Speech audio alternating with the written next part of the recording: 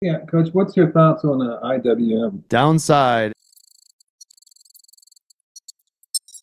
and it's looking pretty heavy. I see though that it bounced off this double bottom area. So it's actually, right now, it's actually on the upswing, but I would not touch this until the break of around this 205. See it right here? Yep. Because this could be a false breakout. Now we're getting a double bottom bounce. That's what's happening right here. So if you look at this, it's technically a triple. Here's one, here's two, and here's three. So it's technically a triple. And then it moved up to the 21. And now it's pulling back. Yeah, when it pancakes on a double bottom like that, sometimes it breaks. Yep. And the more times it touches, the more opportunities. Like I heard Mark say, it was a perfect analogy of it. It's like tapping on the ice with your hammer, right? You keep tapping enough times, it's finally going to break. This is kind of what this is doing. So the more times it touches down here, right, the more opportunities it has to collapse. And if you're going to try to long this, I really want to wait until we get a really good area. That's why I said above this 205. What is this, 205.13-ish? Because otherwise it hasn't really made a nice move yet. So downside,